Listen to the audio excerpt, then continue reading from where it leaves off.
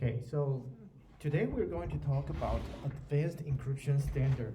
This is one of the most useful encryption algorithm so far.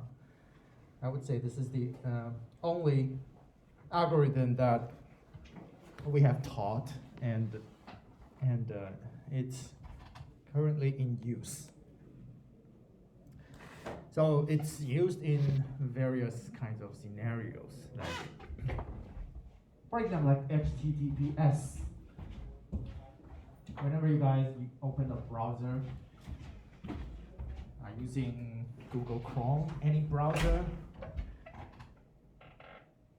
Now, Google already disabled insecure connections, so only HTTPS will be used. And what is the block cipher used in HTTPS?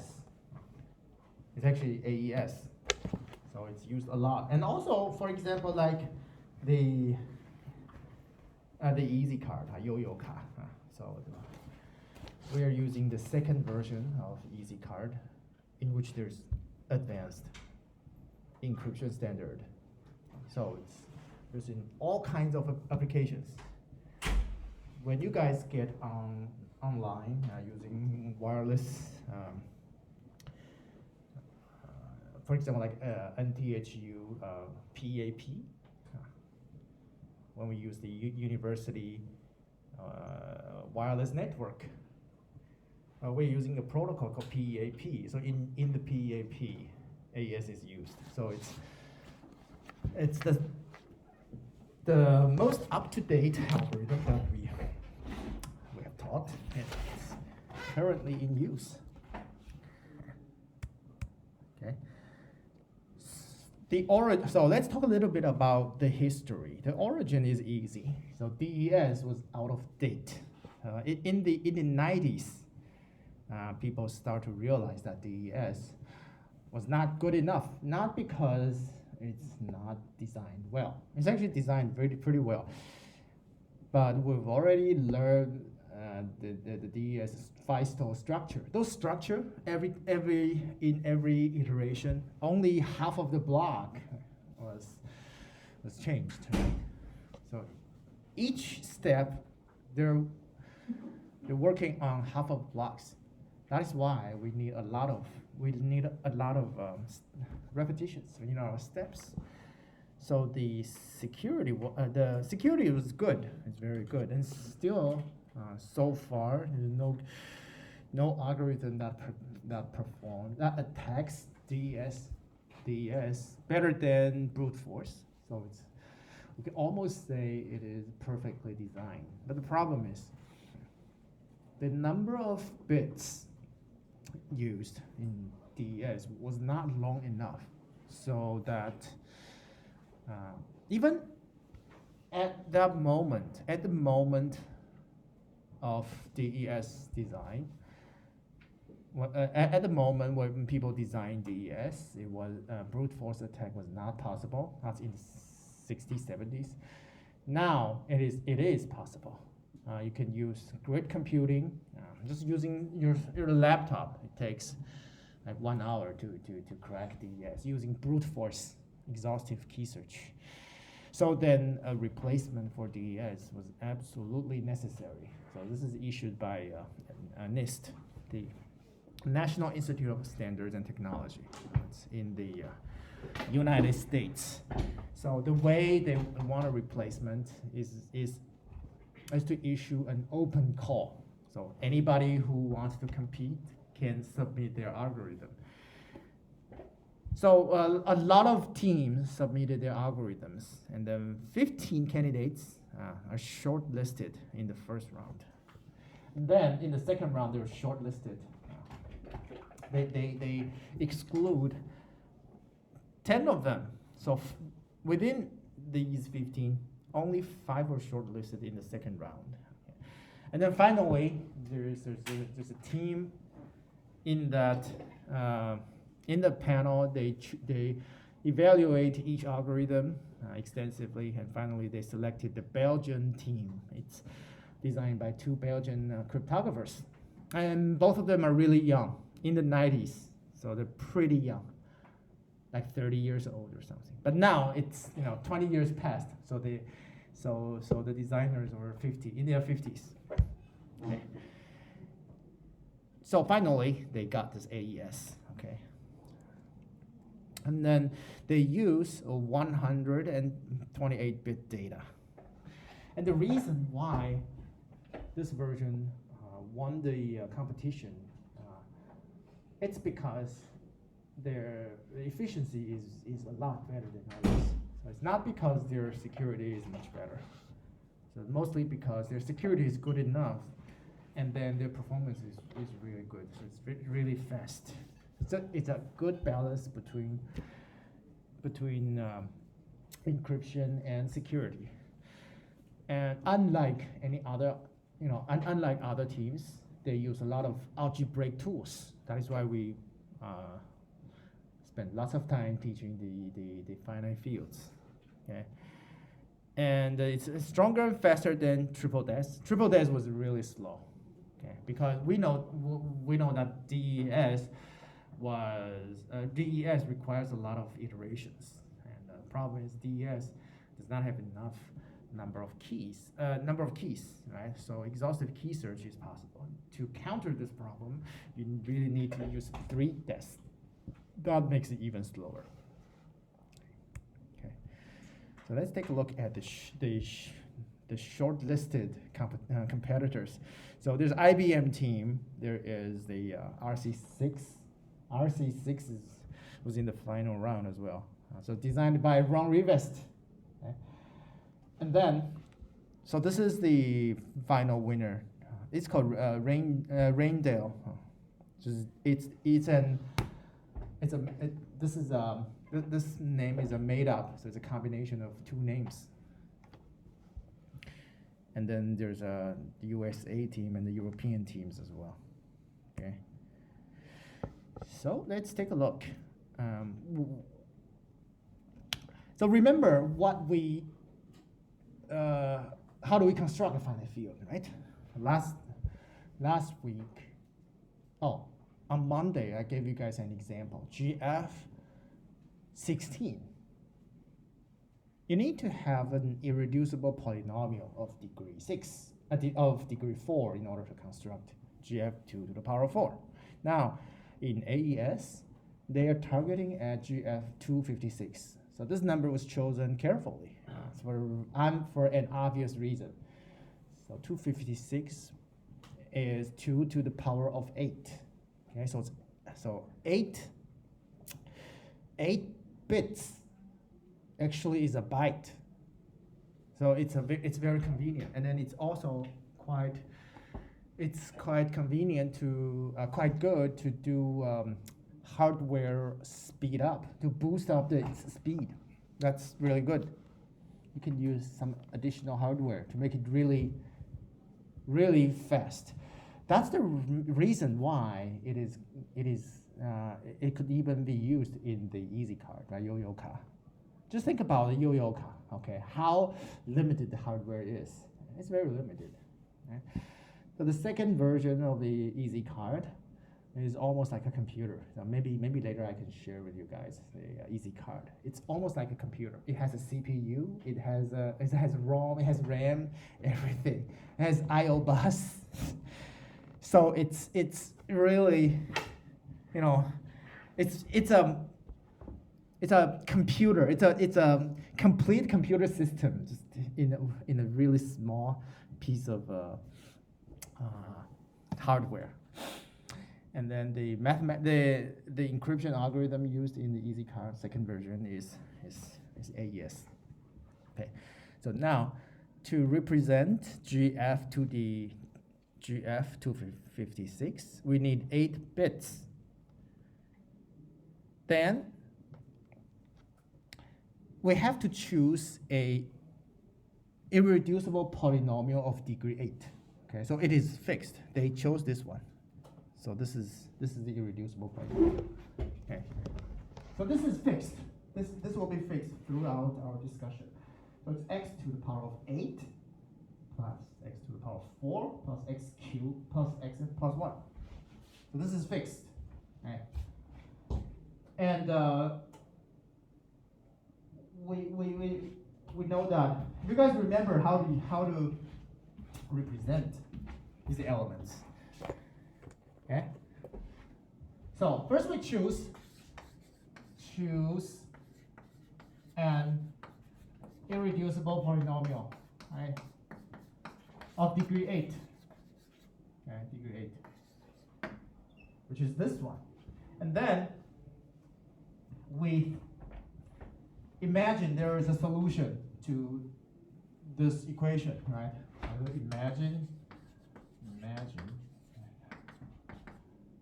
okay, a solution alpha. I should say we imagine a root, okay, a root alpha, okay. So in other words, we have, if we substitute this x with alpha, we're going to get 0. So we have an extra relationship. Okay, so in other words, alpha to the power of 8. Let me move the other 4 terms to the other side of the equality mark. So we actually have this alpha 4 plus alpha cubed plus alpha plus 1. So that we have this relation. Okay, and then the elements of this finite field is just a linear combination of the powers of alpha. Okay, because the GF 256 will be considered as a span alpha to the power of 7 until alpha and 1, right? And then we use this to represent alpha. So the linear combination between alpha to the power of 7 and the alpha to the power of 6 and so on and so forth until 1. So this is alpha 7, alpha 6, okay? And then we have this until this. And then each coefficient is a binary number. Okay. So maybe we can call this, for example, A7. Let's call it A6, and then A1 and A0, right? So we can regard this as a vector, A7, A6, A0. So these are the elements. This is an element of GF256. Okay. And then addition and multiplication are done. Mod this. Okay. Now, we're going to do multiplication in a slightly different way because we're going to use software to implement this. So it's not hand calculation anymore. Okay. So we're going to do a different way. So, if you guys remember how to do multiplication, we use a long multiplication table, something like that, multiplication. If you guys remember how to do multiplication, for example, you have something like this, right? This is what we do multiplication, right? But this is a hand calculation. Now, let's going to do an alternative because it's easier to write a program using this method. Let's take a look. First, we consider a subroutine called multiplication by x, okay? So, if we just multiply by x, then things are a lot easier. And then we will use this as a subroutine to do general multiplications. So the idea is it's quite smart. It's also not that hard either. It's quite smart. So what we're going to do, let's see. We have an element. Let's say we have this element, right? What is multiplication by x? So we multiply this by x. That means we actually multiply by alpha in this case. Okay, so we multiply by alpha. So if you multiply by alpha, what does that mean? So we multiply this thing by alpha, right? Then alpha to the power 7 becomes alpha to the power of 8. So everything gets shifted to the left. Okay. So we have alpha 7, alpha to the power of 8, and then we have other stuff, right? Alpha 6, A6, okay. Alpha 7, okay. So this is multiplication by alpha. The final one is A0 alpha. Now, this part is okay. We're going to do mod, right? We're going to do this mod mx. By doing mod mx, since we're not using mod anymore, we use this language. Okay, we use this relation to substitute for alpha to the power of 8. Right? So this is equal to, we get these coefficients, and then this is a7 will have to be substituted by this. So a7 will be substituted by alpha to the power of 4, okay, plus alpha to the power of 3 plus alpha plus 1. That's the idea. Now we're going to add this term with the remaining. So this is actually the same as, this is equivalent to doing XOR with this one. So this is alpha to the power of 4. This is alpha to the power of 4. This is 3, and then this is linear term and then constant. So it's the same as this. And if the leading coefficient, if A7 is 0, then this disappears. So in that case, there's no need to do this anymore. Okay, so we have two cases. Number one, if the highest bit is 0, which means A7 is 0, it's simply a left shift, nothing else. Okay. If the highest bit is 1, it's a left shift followed by an XOR with this fixed number. Okay, so this is fixed number using hex representation is 1b, which is fixed number.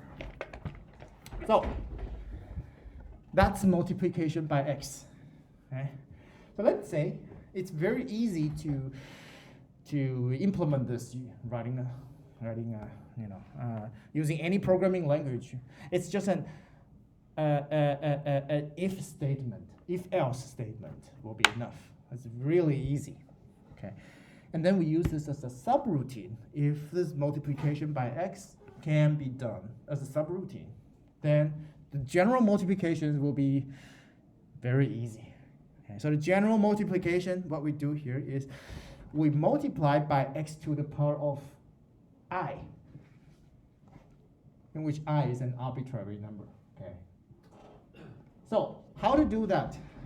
It's simply calling multiplication by x I times. This is repeatedly calling multiplication by x. Then you can get this xi, right? So after we have this building block, general multiplication can be done really easy. So for example, if you want to multiply by this field element, okay, what we do here is we call multiplication by x 6 times. So we call this 1 time and twice, 3 times until 6 times. Okay, we repeatedly call this subroutine, and then we get this result x, and then we call it 3 times, we can get the result of this. We call it another 3 times, we get the result of this. So we get 3 results. Finally, we XOR them together. That's it. So that's general multiplication. Right? It's very easy. It's a lot easier than hand calculation. Well, but if you do hand calculation, you can certainly calculate this way. But this way it won't be quick. It won't be more quickly. The thing is because, for hand calculations, if you repeatedly do something, it won't save you time. But if you write a program, then you repeatedly call multiplication by x many times, it's just 1 line of code. So if you write a program, this is much easier than a hand calculation. But for hand calculations, we just do it the way we introduced on Monday. Okay, so this is general multiplication. So multiplication is done, right? Very easy, no problem. Okay, now, so that's the prerequisite. Let's move on and then take a look at the actual algorithm. So this is called Randall. So it's designed by Vincent Raymond and Joe Damon. So this is Dutch. Oh, so the pronunciation is not. This is not Richmond. It's pronounced as Raymond. Okay, and then Damon as well. Flemish is almost like almost like Dutch, pretty much the same.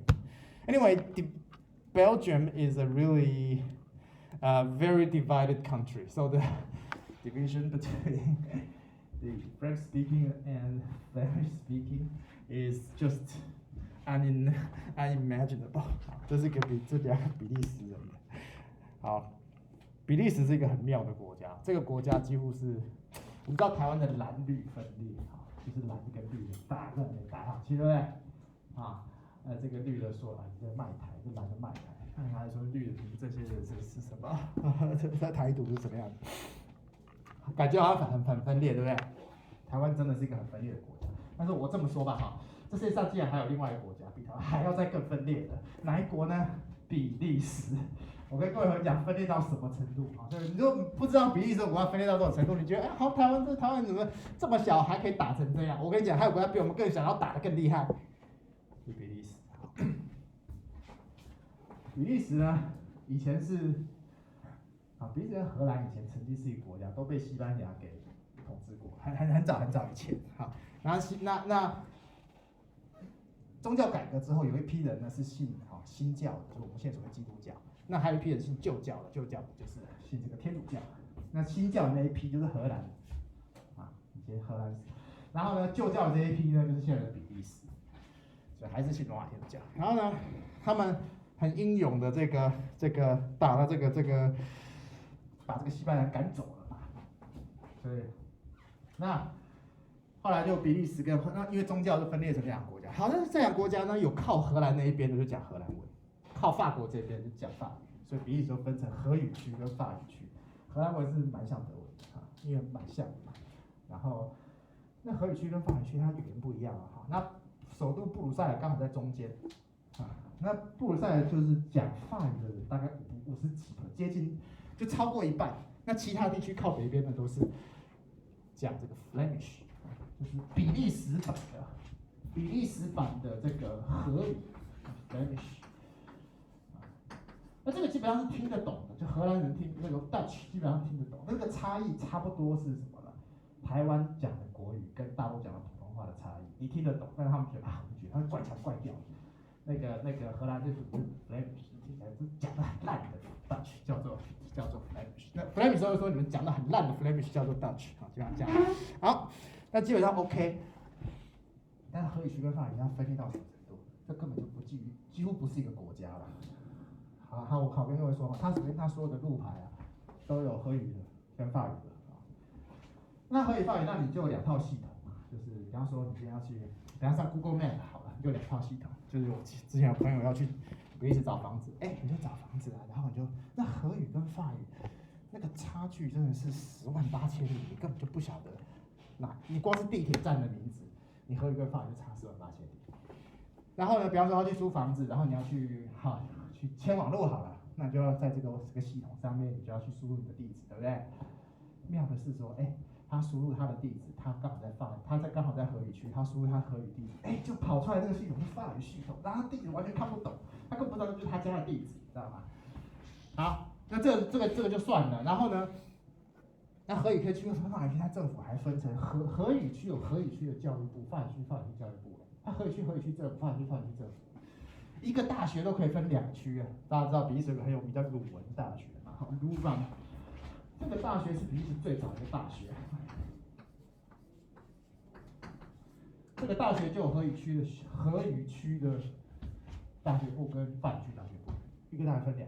然后你知道吗？荷语区的大学部，它的研究经费，它的大学的这个经费是从荷语区的教育部来的，法语区从法语区教育部来的，它连中学、小学都有这样分。然后你知道，你如果在荷语区的你说在荷语区的，你是荷语区的中小学，你去跟法语区中小学申请身份，那你就惨了。你从此以后，你就被荷语区的这个教育部列为拒绝往来户，你就休想准备申请到经费。那这个国家几乎就是2个国家，这个也比台湾还要严重。然后呢，你在荷语区的人呢，你如果讲法文就很难找工作，反之亦然就是这样的样子。那这个国家为什么？那好，朋友可能会问，为什么它还是一个国家？因为不管荷语区跟法语区，他们都还支持一个叫做比利时王室的，所以这个王室是唯一能够维系比利时荷语区跟法语区的这个，大家都还支持比利时王室，所以它目前还是一个国家。如果这个比利时王室没有，我跟你讲，马上分成2个国家，法语区和法语区，荷语区和荷语区。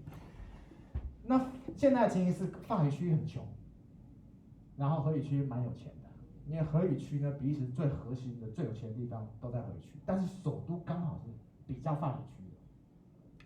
比利时最大的一个这个最赚钱的地方就有一个很大，全世界最大的钻石切割中心，不知道大家知不知道？叫做 NTHU， 叫安特卫普，有没有听过吗？这是全世界最大的钻石切割中心哈。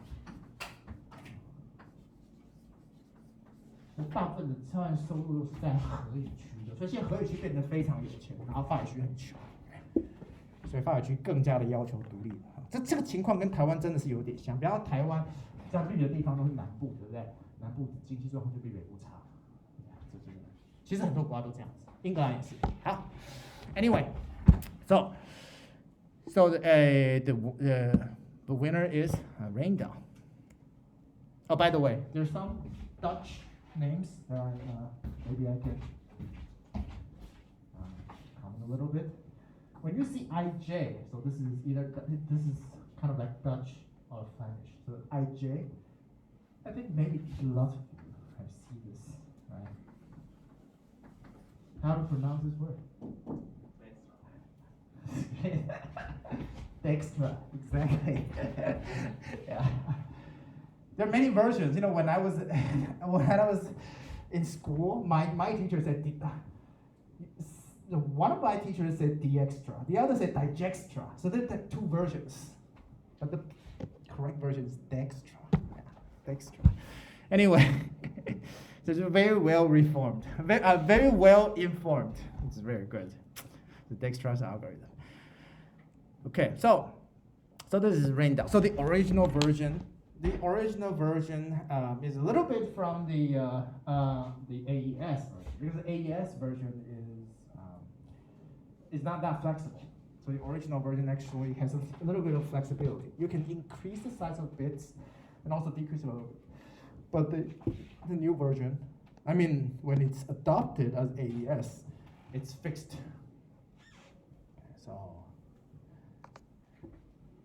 So this is let's take a look at this. So this is the basic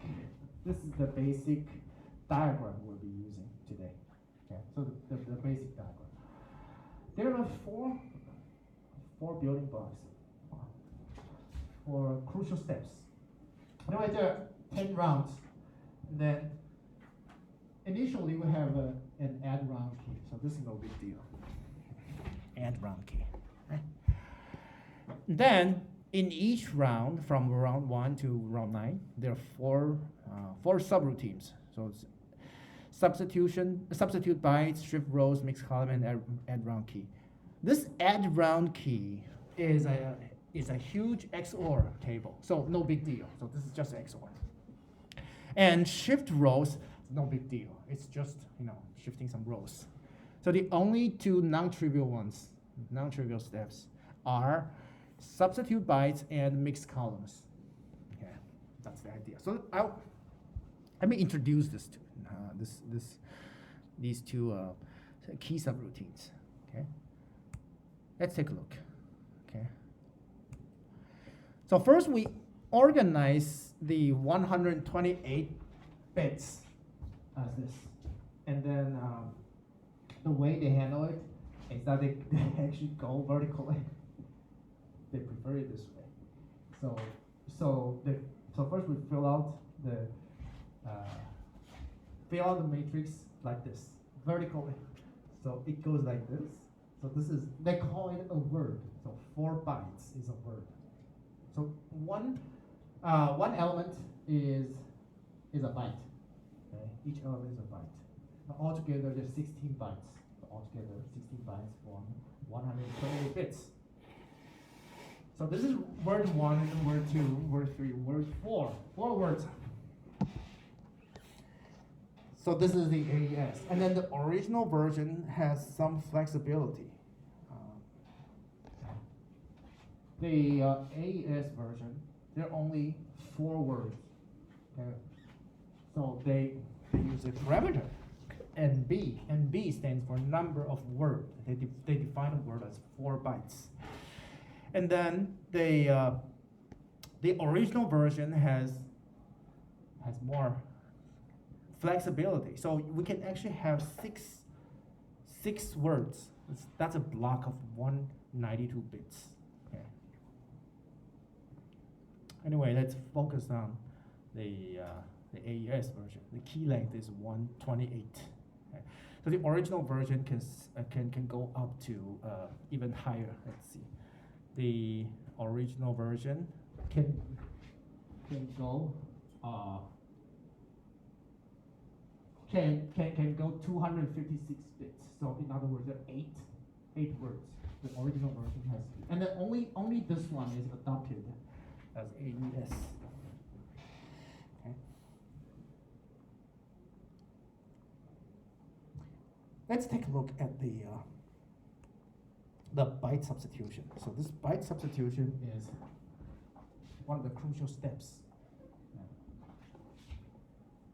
And we can, so this step, they actually build up a table, a huge substitution table, using, according to some finite field arithmetic. Okay? So first, let me introduce the table. So it's just this. It's just this. Okay? So this is a huge table. So we have a row and column. Let's say you have a byte. Okay? When you have a byte, the left 4 bits correspond. You have a byte, right? So you have left 4 bits and then the right 4 bits. One of them corresponds to the vertical version, and then the other corresponds to the horizontal version. And finally, you end up with some element, and then that's the result. It's a huge S box. But the idea is, how do they come up with this huge S box? It's due to some finite field operations. So that's something that I'm going to introduce. Okay.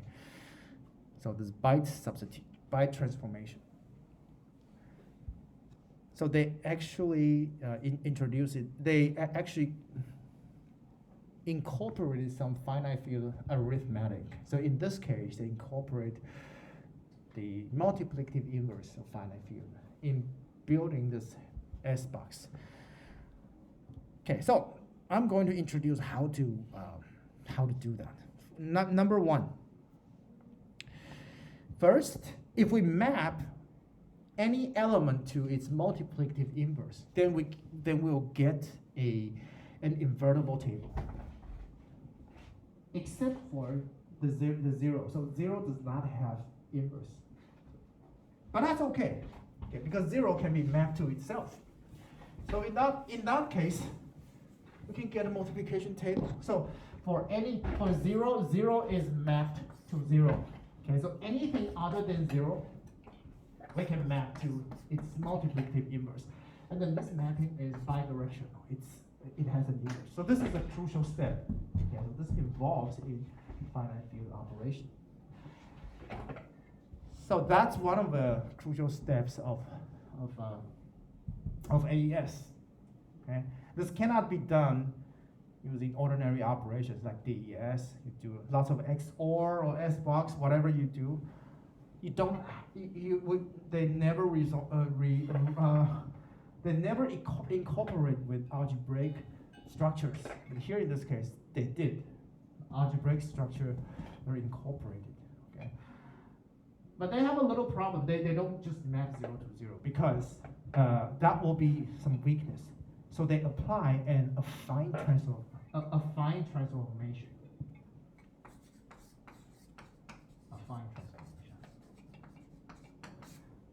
In mathematics, this affine transformation is a linear transformation plus a translation. Okay? That's the difference. Okay? A linear transformation is multiplying a matrix. Okay? But a linear transformation always maps 0 to 0. So if you add another translation, then you will move it somewhere else. 所以 affine transformation 这个意思叫做线性变换再加一个平移这个动作，平移是 translation 哈 ，translation 可以有两个意思，一个叫翻译，一个叫平移哦，数学上叫平移，所以我们讲 translation 是平移。Okay, so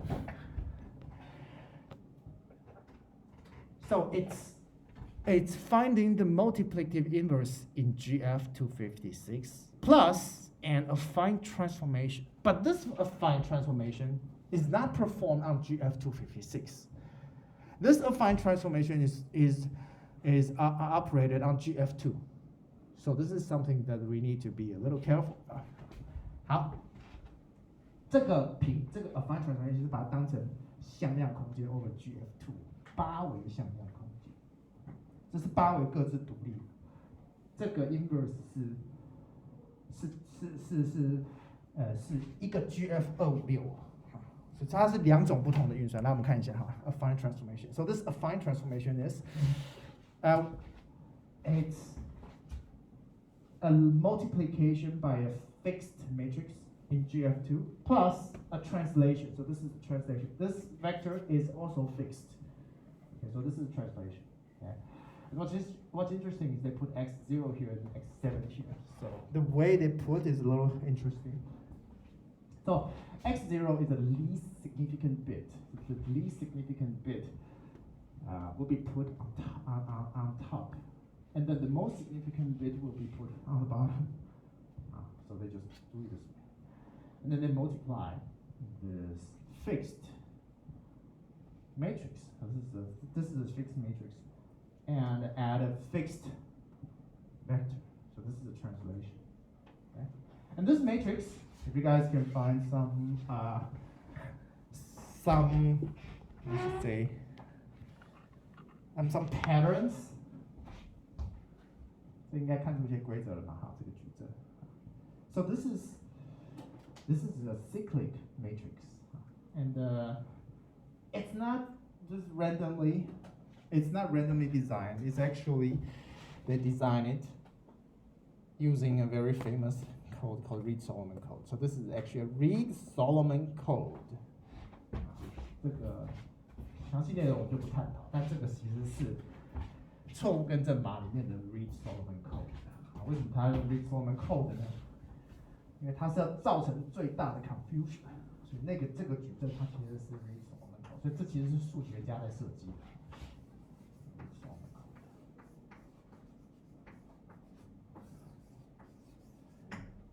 This is the Reed-Solomon code plus translation. Okay, so that's the idea. So let's take a look at a concrete example. 9-5. Okay, 9-5. So what's mapped? What's mapped to 9-5? First we get 9. We find its multiplicative inverse. This is not 95, okay? Those are hex numbers. So anyway, the hex numbers correspond to a finite field elements, an element of GF256, and then we find its multiplicative inverse, okay? Although that needs a lot of calculation, okay? So last time, on Monday, I showed you how to find the multiplicative inverse of GF16. Now, it's this is GF256. So we need to use the extended Euclidean algorithm, and then we have to do 7 times to get the 1, and then another 7 times to do backward substitution. So altogether 16 times. So a lot of calculations, all the ones and zeros, and then we get this 8a. Okay, so the 8a is this, and then we apply the affine transformation. We put it here. Okay, so this is 1 0 0 0 1 0 1 0. Just put it here. And then do matrix multiplication over GF2. Okay, over GF. This is important. 这个是 GF2 哦，就是普通的这个 binary 的运算哦。这个时候跟 GF256 没有任何关系哦。这一步是 GF256 的，拿出来之后把它丢到 GF2 然后去做矩阵乘法。Okay, and then multiply by a matrix, fixed matrix plus translation. That's the result. Finally, we get 2a. So 9.5 is mapped to 2A. We can take a look. Yeah, 9.5.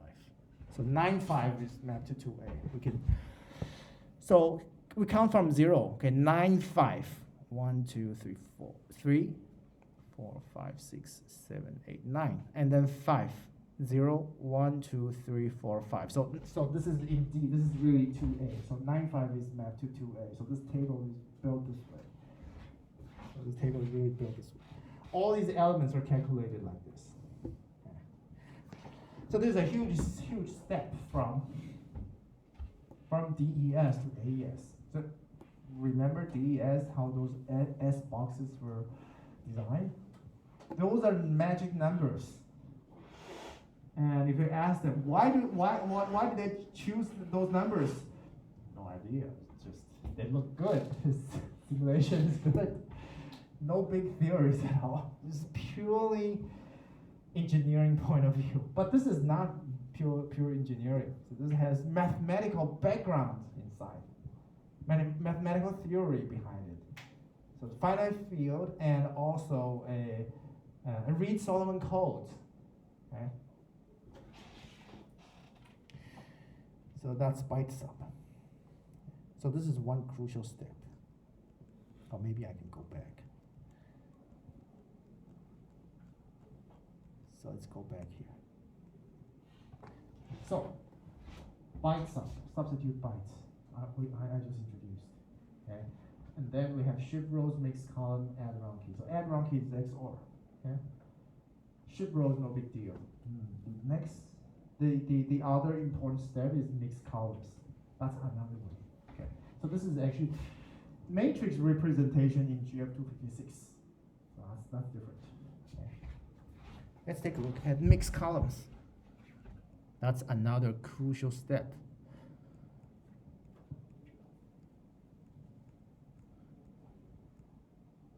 Mixed columns.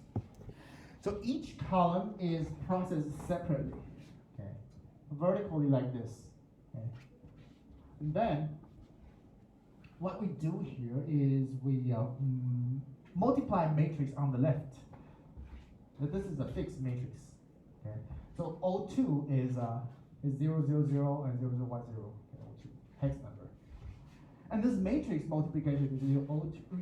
You multiply O2 by S00 and then O3 as 1, 0. And then this multiplication is finite field multiplication in GF256. Okay. So this matrix is considered over GF256. 好，这是 GF256的矩阵乘法。所以我们这样简单来讲有3种东西啊。我们刚刚那个 affine transformation 是 GF2，有纯 binary 的，一个一个 bit 做。这个 matrix multiplication 是一个一个 byte 做。它是 byte 做的，因为 byte 做的就是用 GF256，bit 做是 bit，byte 做是 GF256。这边是 byte 的乘法，那这个乘法怎么做啊？我们刚刚不是有讲嘛 ，multiplication by x 啊，对不对？或者是你这边当然不用手算 multiplication by x。So how to do this multiplication? We're just introduced in the beginning of this of this lecture. First, we do multiplication by x. Okay, and then we call it repeatedly to write another write the general multiplication subroutine. Okay, so this to implement this we need to use general multiplication. Okay, so then this is designed by mathematicians. So you guys are going to be really careful with in which field multiplication is done. These operations are done. This is multiplication in GF256. And then this is a matrix. And then if you guys look at this matrix carefully, you also have some patterns. It looks like it's very easy, right? But they don't just came out, they don't just design this out of thin air. It's another Reed-Solomon code. Okay? So the designers are really good mathematicians. So they chose the Reed-Solomon code for performance issues. So they can use a very easy matrix, with very, with they can use minimum steps to get maximum benefits. In other words, that's read-only code. So they actually wrote a book regarding why they chose these parameters, why they chose those matrices. Okay. They wrote a book. So they're actually, error correcting code specialists. They just apply it in this way. So that is why this type of mathematics, they're related to each other. So it's, for example, like finite fields, it's not limited to be used in cryptography. You can use error correcting code as well. So different branches of mathematics, sometimes they are highly related to each other. So when you have a background here, maybe sometimes you don't find it that useful, but sometimes you need extra thing. You need different disciplines. That is why other competitors couldn't win, because they don't have the mathematical background. Okay, so this is mixed column. Okay. Now let's go back and take a look at another step. So shift rows. This is no big deal. So this is like the circular left shift in DES. They shifted the rows according to a schedule. So then we have row 0, row 2, row 1, row 2, row 3. They are shifted some bytes. Okay, so row 1 shifted C1 bytes. Row 2 is shifted over C2 bytes. Okay, and those C1, C2, C3 depends on a schedule. Okay, they have a schedule, and then depending on the number of words as well. Okay, so they have these operations. Okay, so that's mixed columns. That's shift rows. Add round key is a huge XOR table. Okay, so the sub key is here. This is sub key. Okay, arranged in a matrix, and then it's going to be XORed with the state. Okay, so it's huge XOR. Those are no big deal. So far we covered the left half. Here.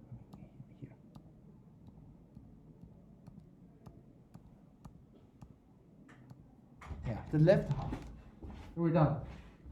What's remaining is the subkey generation. So we have a root key. We use this root key to generate these subkeys. Okay, and we're going to cover that. Okay. So let's take a break, and we'll continue the next hour.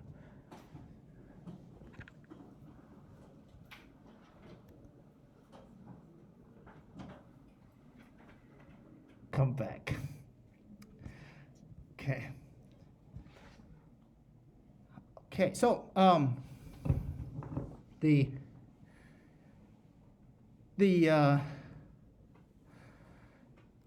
covered 4 different operations. Substitute bytes, this is inverse, mixed columns, matrix multiplication, shift rows, add round key, this is just XOR, big XOR table. Now let's talk about the sub-key generation algorithm. This is called key expand algorithm. Expand key. They just use different terms, okay? But it's analogous to the sub-key generation algorithm in DES. Let's take a look. So, how to generate a sub-key?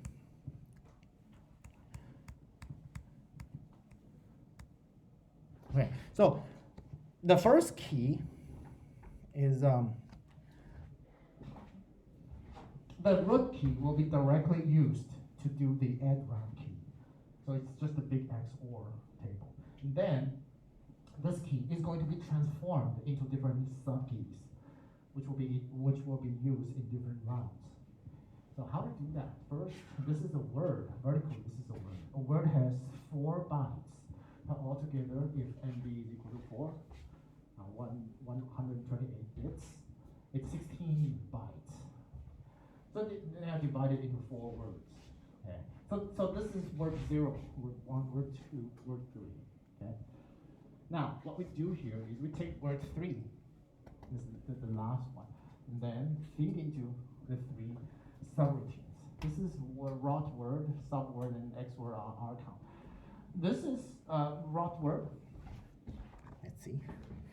So rot word, it's a word rotation. 1 byte circular left shift.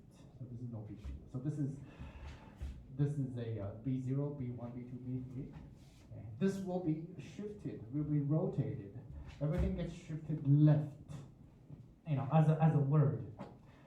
And then it wraps around. So B0 will actually go to the rightmost location. Okay, 1 byte. Substitution. Okay, and then so rot word is this. Okay, and then subword. The subword we will use byte substitution again. So the byte substitution we just introduced, which is a mapping that maps to its inverse for all non-zero elements, and zeros map to itself, plus a fine transformation. So that's subword. So anyway, each byte will be mapped to another byte. Subword. And then altogether, we'll do another operation called XOR RCON. So RCON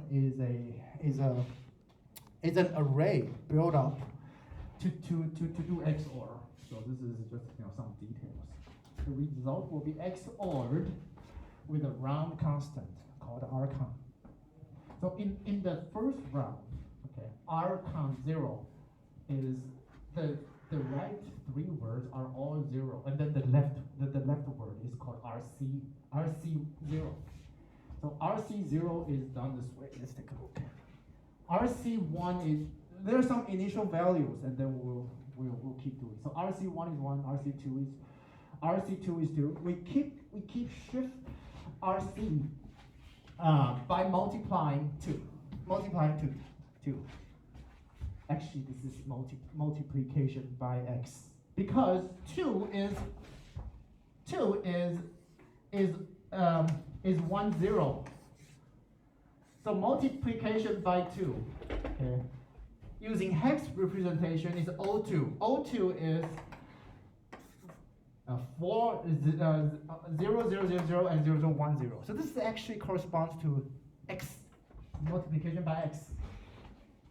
So keep multiplication by x over GF to 56. So let's take a look.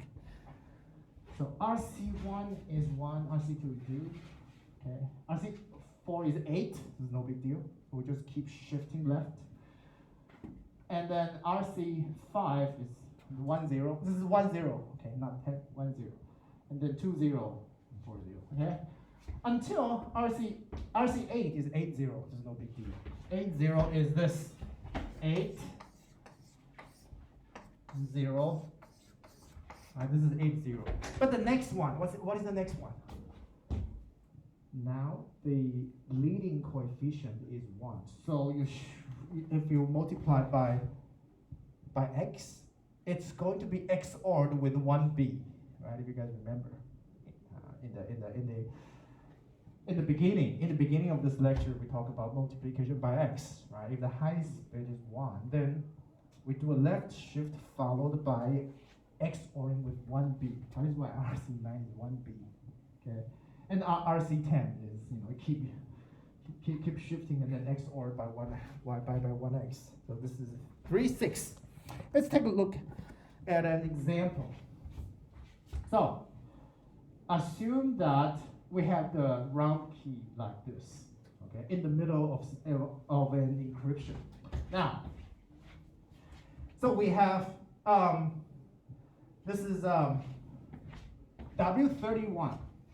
The W31 is 7F, 8D, 29, 2F. This is W31.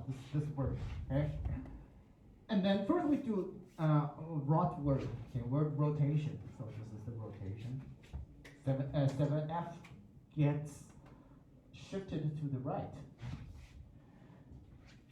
And then we do byte substitution. So 8D will be mapped to 5D. You guys can check the S box. 8D will become 5D. 29 will become A5, and so on and so forth. So that's after word rotation. Okay, well. And then we are going to XOR RC9. Okay, suppose we're in the middle of the 9th round. So RC9, we look at RCON9. RCON9 is this. RC9 is 1B. So RCON9 is 1B, 0, 0, 0, 0, 0, 0. Okay. So we XOR RCON9. So we do this XOR. This is what our result after RCON. So that's the result. Okay, after we do this,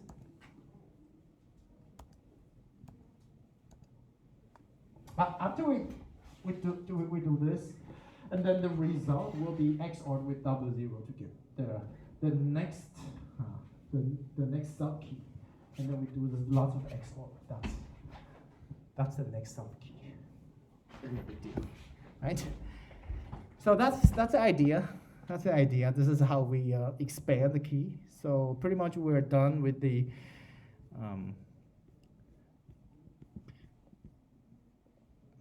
AES. Any questions? So that's all for AES. 这里全部讲完了哈，有没有同学有问题的？啊，就是你已经每一步都讲了。好，这边已经每一步都讲了。我们这边 key 是从它这个符号是 W0 到 W3， 所以我们写 W， 然后中括号03。Okay, so this is actually means W0 to W3. It's a matrix. Okay, so it's represented as W square bracket 0 to 3. Okay, and then we use the key expansion algorithm and so on and so forth. So let's keep doing that. Finally, we will get the result. Okay, so that's AES.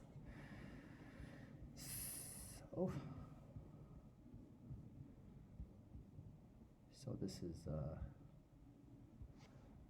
okay. So that's encryption. So the decryption, this is different from the Feistel structure because this is not Feistel structure.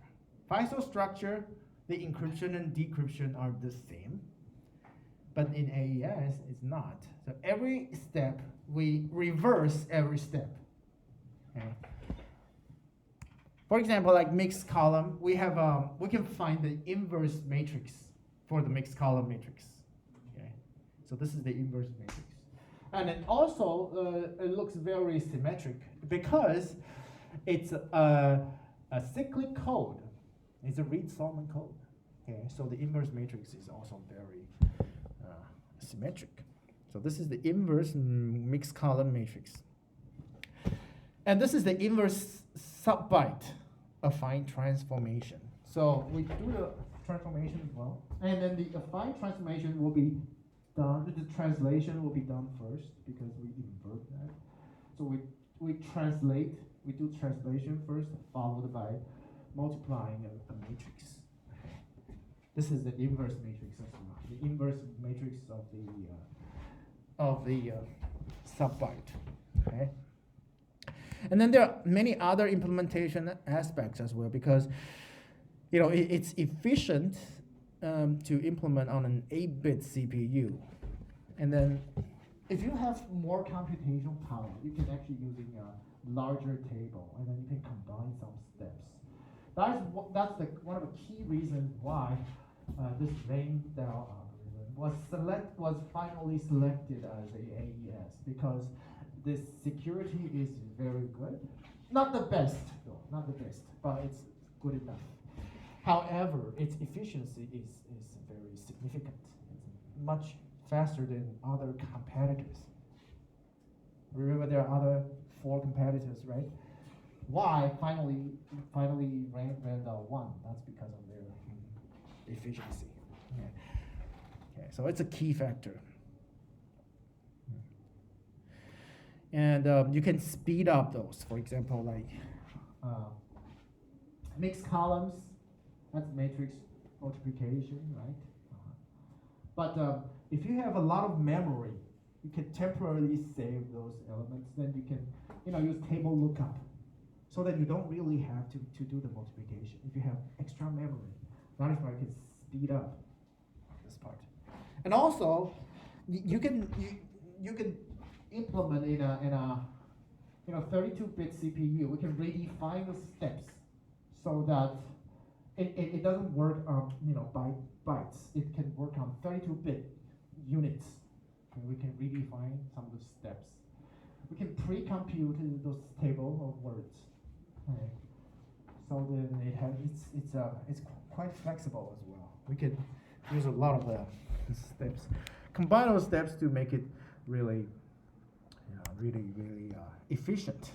Okay. Now, I'm going to add another, talk a little more about, oh, sorry, not this one. I'm going to talk a little more about the Euclidean algorithm. I'll post the stuff online later. I want to talk a little more about the extended Euclidean algorithm, because if you guys remember what we're doing using the, how do we calculate the inverse, right? By hand, we do extended Euclidean algorithm, right? But that's difficult to implement if you guys write a program. So I'm going to teach you how to implement you actually implement the Euclidean algorithm using software. So it's a different way. So let's review Euclidean division. Okay, what is a Euclidean division? We can formulate this rigorously. Okay.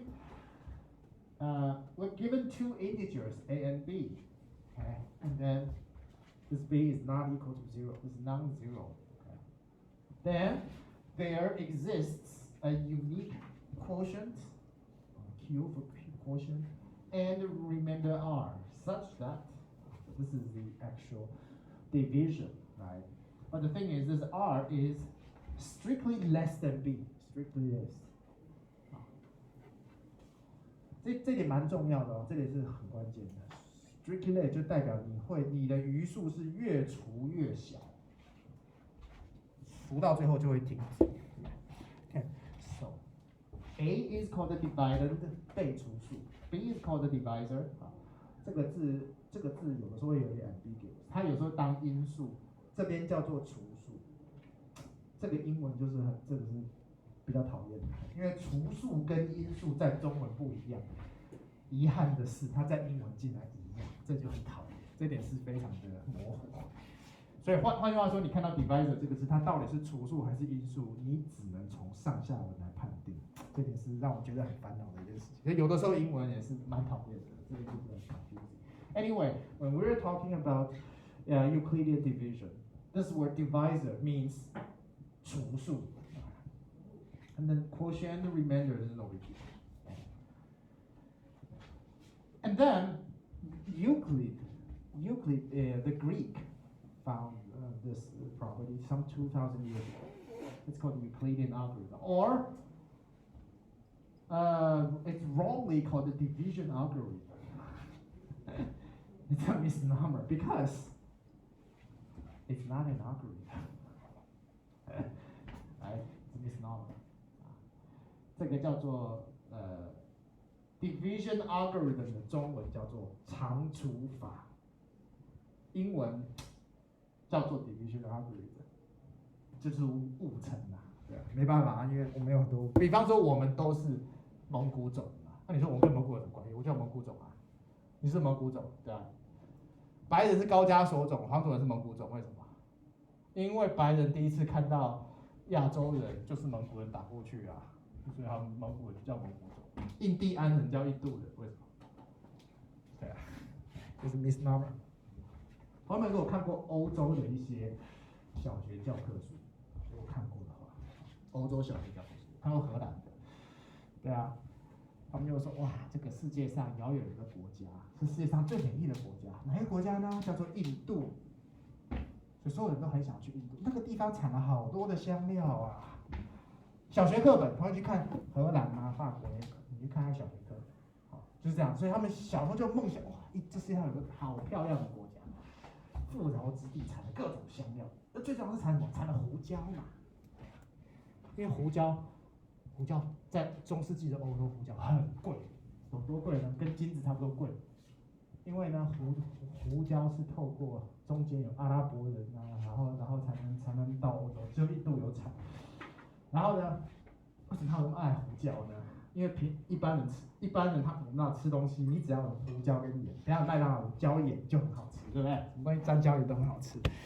那以前没有椒，只有盐嘛，但只有盐就没那么好吃嘛。那是只有贵族才吃得起胡椒一般人吃不起胡椒。所以他们好羡慕哇，他们大部分人好羡慕有人吃胡椒哦，啊，以前就是这样子，因为胡椒太贵了。只有贵族吃得起，所以他们他们从小就一直梦想，有一天我们一定要能够去那个美丽的国家叫做印度。后来呢，大航海时代去航海了，然后跑到哪里？跑到了这个美洲了，对吧？他发现这个人好像跟我们梦想中的印度人有点像，就叫他 Indians 好了，就叫印第安人，所以就误称印第安人叫做他觉得这就是我梦想中的印度，所以这些人一定叫印度人吧，就叫称作印第安人。所以为什么印第安人很不喜欢人家叫做印第安人？因为这根本就讲错了。所以印第安人应该叫什么？叫做 Native American。你在美国你叫 Indians， 这是一个政治不正确。就像你在台湾你叫说这些这个我们叫山地人，就是政治不正确，你不能叫山地人，你要叫原住民才对。美国一样，你叫印第安人就是政治不正确，你怎么可以叫他印第人？他不是印度人啊，他叫做 Native American 黑人叫做 African American， 这才是政治正确的误称。为什么这个是一个误称呢？请问这是一个 algorithm 吗？O 级里的就是没有修过演算法，所以他不知道什么叫 algorithm。你 algorithm 要有一个 input 呢，固定的 input。这个 input 在哪里？有 input 吗？有没有固定的 output？ 中间有没有固定的 step？ 能不能 guarantee 最后有一个这个固定的 output？ 没有啊，这就完全不符合 algorithm。你怎么可以叫 algorithm？ 就是一个 misnomer。Anyway, it's wrongly called division algorithm. This looks more like a theorem because this is an existential property. There exists. Did they tell you how to calculate this? So it's not an algorithm, right? They didn't tell you how to calculate this. They tell you there exists. How to calculate this? It's your business. Anyway, this is an existential property. So anyway, the Euclidean algorithm we know even though it's a misnomer. Anyway, in Chinese it's called 长除法长除法不是 algorithm. So let's say we have two inputs A and B. Okay, then we can output a sequence Q1 to Qk and such that this holds. So every step we find its quotient and remainder to make this happen. So for example, first we set R0 to A, R1 to B. This is your input. Okay, so that's your input. R0 is A. 第一步被除数，把它丢到 R0 里面，然后呢，除数是 R1. Okay, so first step, R0. Okay, this is A. R1 is B. And then R2 is, according to this, okay, R2, we find, so we divide A by B. So this is, let's see, R2 is equal to R, according to this, R2, 拿这个 I 用1代进去，等于 R0. So R2 is equal to R0 minus this Q, so I is equal to 1, Q1 R1, right? R2 是这样子的，那你 R0 就是 A 嘛，R0 就 A， 一是 B， 一样带进去，你就一步一步做下去。So you repeat it. R3 equal to R1 minus Q2 R2. So in every step, okay, so R1 becomes this, okay, and then R2 becomes this. Okay. 那这个是 R2 是第二步的余数，对不对？每一步的余数是下一步的除数，下一步除数，来，就一直做下去。So the remainder of each iteration becomes the divisor of the next iteration. Okay. So we keep doing that. Okay. Now, there is a very interesting way to do the extended Euclidean algorithm. So this way, we don't do the ordinary Euclidean algorithm and then backward substitution as the extended part. No, we do two things in the same shot. Okay, and so that's how we do the extended Euclidean algorithm. Remember that when we do the extended when we perform the extended Euclidean algorithm for example like two elements, for example. Let's say A and B, right? The idea is to find the coefficient such that the linear combination of A and B, for example, we say X and Y, right? They add up to 1. This is called Bezout's identity. 目的就是找这个，就是你什么几倍的 A 加几倍的 B 等于1嘛。我们现在呢，它这个方法很妙，它这个方法呢。So we're going to use this method. Let's take a look. So we have this R0, R1. They're defined as R0 is A, R1 is B, and then we calculate R1, R2, R3, R4. Right. So this is the Euclidean algorithm. For the extended part, we consider two extra sequences. Not just the R. We consider a sequence called S. So S0, S1, S2. And then another sequence T0, T1, T2. And we give them initial values. S0 is fixed to 1. S1 is fixed to 0. T0 is fixed to 0. T1 is fixed to 1. Okay. And then we keep doing that. For R, right? For R, we keep doing that. Then we can get this result, right? And then this defines Q, right? And then for S, we follow the same formula, so that we can keep going, right? So that's the tricky part. So the idea is, we do the extended Euclidean algorithm here. For every step, we get Q.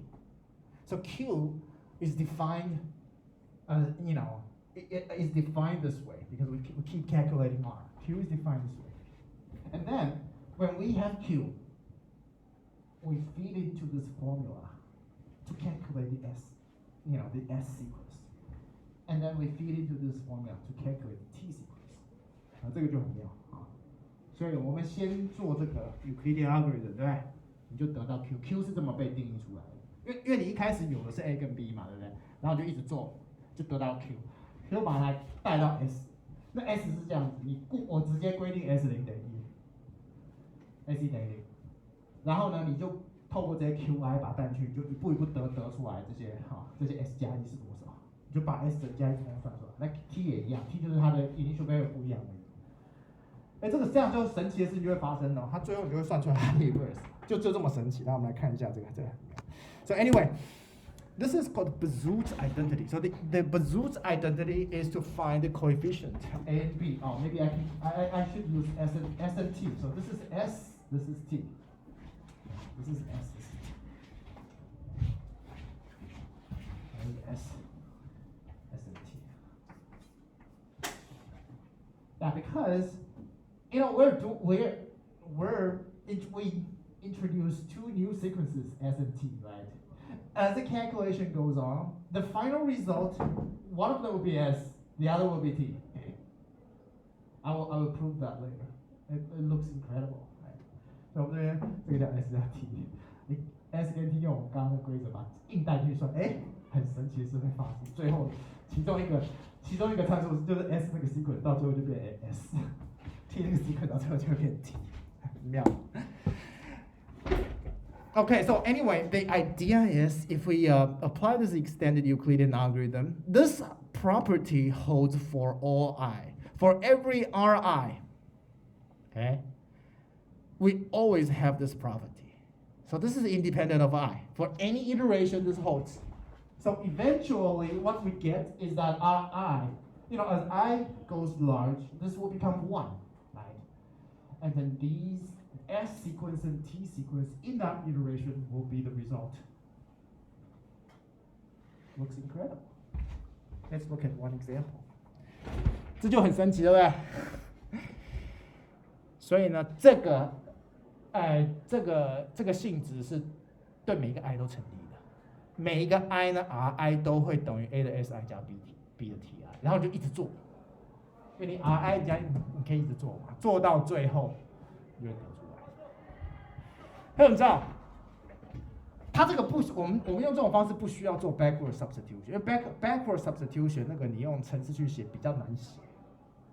为什么比较难写呢？因为你要先，如果大家记得 backward substitution， 你一直做，你要把你的那些结果全部存起来，你知道吗？全部存起来，然后你最后一个一个倒回来做嘛，这个太耗时一体。那你如果用这种方式，你不用存，你就一直做下去，然后前面过去就不要了，这样你少很多 memory。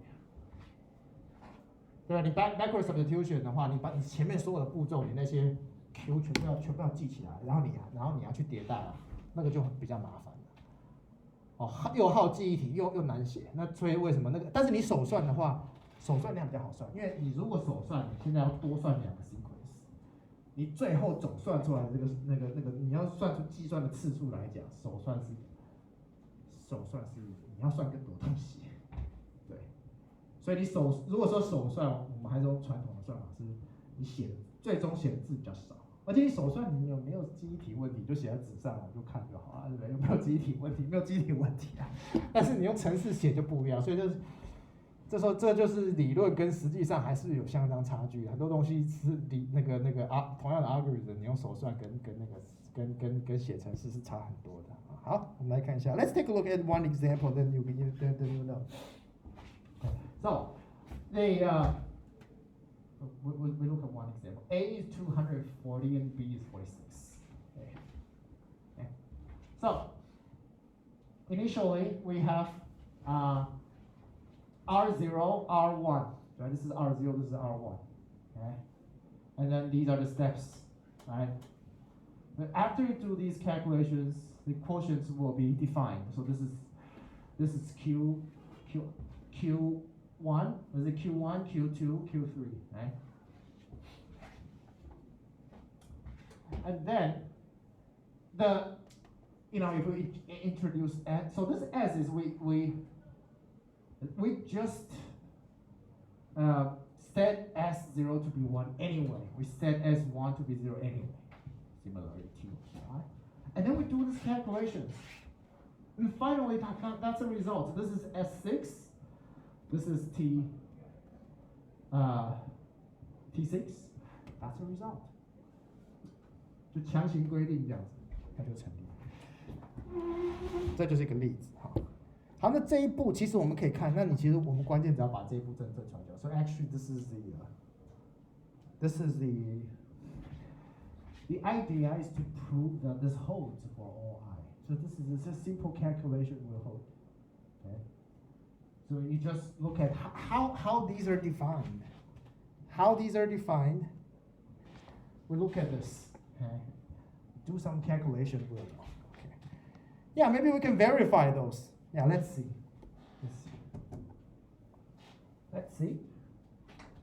Maybe we can write another one. So this R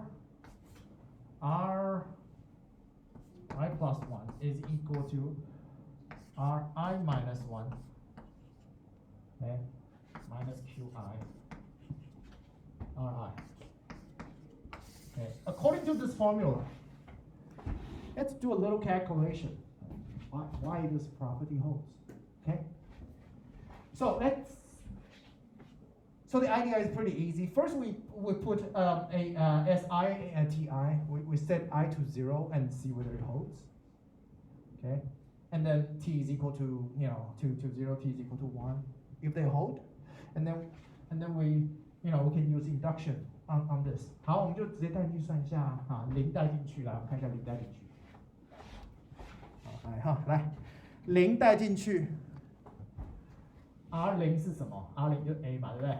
零带进去，看一下哈，来零带进去 ，R0，A 是不是等于 AS0呢 ？AS0加上 B 的 T。So let's see whether or not they're equal. So R0 is this.